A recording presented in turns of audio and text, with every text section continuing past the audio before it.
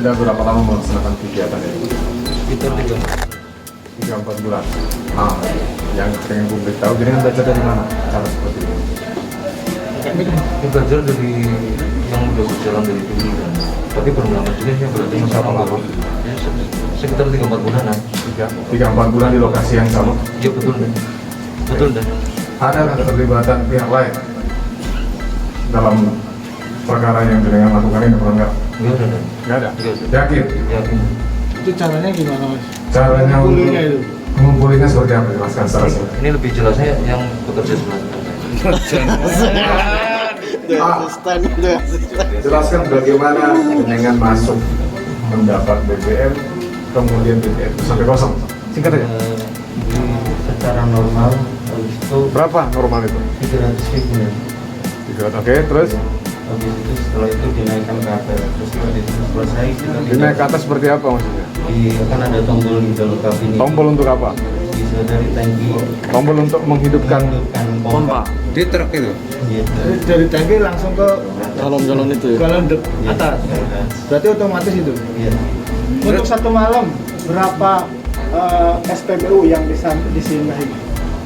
Sehari itu. Sehari. Berapa banyak SPBU yang jenengan putar? 4 sampai 5 SPBU. No, SPBU. Semuanya total berapa liter berarti? Berapa liter? Berapa liter dapat? Sekitar sehari 250 liter. Per SPBU? 200 liter. Terus dijual kemana? Dijualnya kemana? Terus dijual kemana? Saya taruh di gudang gitu. Disimpan dulu. Terus dijualnya gimana caranya? Diambil apa di? Dijual nih, Pak. Kurang paham saya. Pak yakin nggak ada yang backup? Yakin. Saya tanya sekali lagi, ada yang makan nggak? Karena ini disaksikan banyak media. Saya rasa cukup. Sambil melihat BB-nya, rekan-rekan. 8 kasus BBM ilegal. Ini berawal dari sesuai instruksi Bapak Kapolri beberapa hari yang lalu, karena ada beberapa wilayah yang kita tahu di Indonesia ini mengalami kelangkaan, khususnya di wilayah-wilayah Kalimantan. Kemudian di tanggal 10 April ada di salah satu media massa di wilayah Jawa Tengah juga ada beberapa wilayah yang sudah mengalami kelangkaan BBM, khususnya BBM bersubsidi jenis solar ini. Kemudian dari tanggal 10 itu tim dari penyidik Satreskrim, khususnya penyidik Tipiter di bawah pimpinan Bapak Kasatreskim beserta tim melakukan penyelidikan berkaitan apakah di wilayah Cilacap ini ada indikasi permainan ataupun kegiatan-kegiatan pembelian solar subsidi yang dipergunakan untuk kegiatan-kegiatan untuk memenuhi kegiatan-kegiatan yang harusnya didukung dengan solar subsidi. Sehingga pada tanggal 13 April ya, pada tanggal 13 April ini tim melakukan kegiatan penyelidikan selama 3 hari tadi dan mencurigai salah satu kendaraan truk yang pada saat itu dilakukan upaya penyelidikan oleh tim yang ada di salah satu SPBU di wilayah Kabupaten Cilacap, tepatnya di Tritihlor, Kecamatan Jeruk Legi, Kabupaten Cilacap. Ditemukan salah satu kendaraan truk yang mencurigakan, di mana pada saat dilakukan upaya pemeriksaan bahwasanya truk tersebut pada saat itu tertutup terpal, dan memang kendaraan ini langsung ada kempunya di atas ini. Dia memang seolah-olah cuma mengambil BBM di SPBU dengan normal, dengan memenuhi tangki, tapi kendaraannya sudah dimodifikasi. Itu kejadian pada tanggal 13, kemudian kita melakukan pengungkapan adanya truk di SPBU tersebut dengan BB. Pada saat itu di dalam itu ada 1 ton penuh di dalam kembu ini, karena kembu ini solar, ya? Iya, solar bersubsidi, ya sudah saya sampaikan, solar bersubsidi. Ini 1 ton dipindahkan dari tangki kendaraan ke atas setiap mengisi dengan menggunakan mesin modifikasi.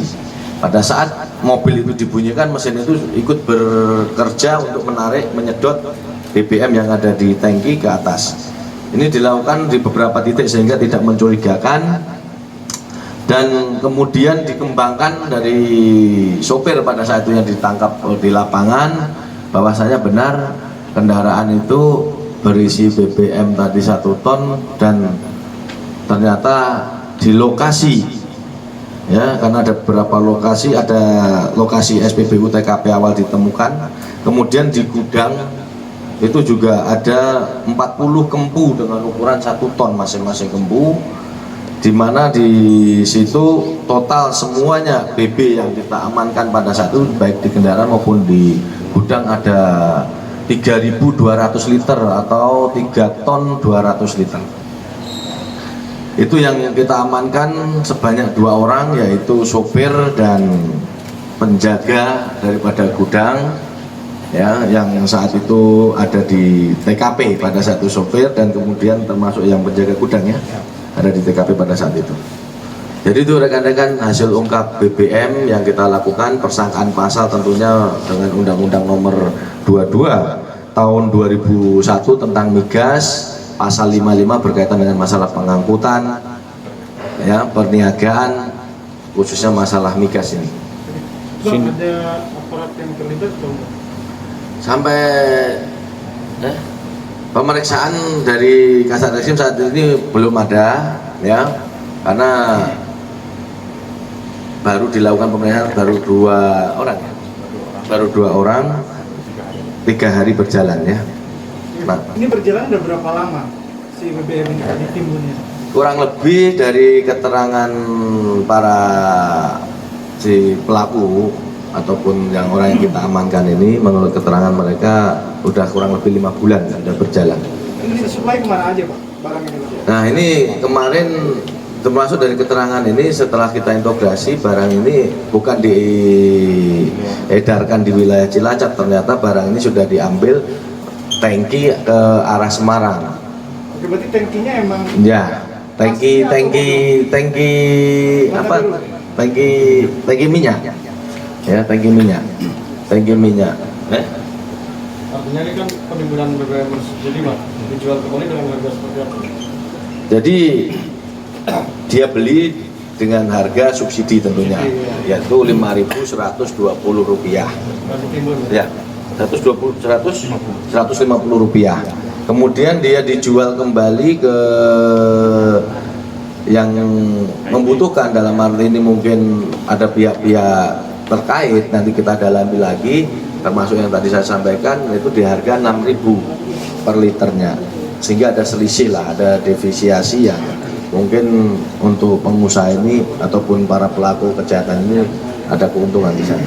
Pas saat melakukan operasinya, apakah petugas POM-nya mengetahui akan kejadian tersebut atau emang udah ada kali dengan POM? Nah, ini nanti kita dalami, tapi kalau kita melihat dari tadi modus yang dilakukan oleh para pelaku ini, sopir khususnya, dia cuma mengisi biasa full tank seperti biasa saja. Full tank, karena setiap full tank dia pindah tempat lagi di SPBU lain lagi, sehingga nanti kita dalami lagi. Tapi apakah di sini ada interaksi antara si sopir dengan pihak SPBU khususnya yang jaga pada saat itu, apakah mendapatkan fee dan segala macam, kita dalami lagi. Tapi untuk sementara kronologis yang kita dapatkan tadi, jadi dia normal saja mengisi BBM itu full saja di tangki 300 liter, nanti dia sambil jalan ditarik, dia naik ke atas, sedot, kosong lagi, dari SPBU lain lagi. Nah, seperti itu kira-kira. Pak, dijual ke Semarang itu untuk industri atau untuk apa Pak? Nelayan atau oknumnya ini kira-kira dugaannya? Ya, ini nanti yang baru kita dalami ya Mas ya, itu baru kita dalami, karena mereka cuma tahunya menjual ke pihak yang pembeli, tapi untuk digunakan untuk apa dan segala macam ini belum kita tahu, apakah untuk industri, untuk kebutuhan perkebunan dan segala macam. Nanti kita masih kita dalami dalam proses penyidikan ini. Pemiliknya ini Pak belum ada Pak, ditangkap Pak. Ini kan baru sopir sama penjaganya Pak ya. Ownernya ini truk sama macam-macam Pak. Ini untuk owner berkaitan dengan itu kita juga masih kita kembangkan ya. Dari nanti tergantung dari keterangan dari pelaku di belakang ini. Apakah dia mandiri punya sendiri, termasuk truknya? Ini truk. Truk milik salah satu rekannya yang beda apa?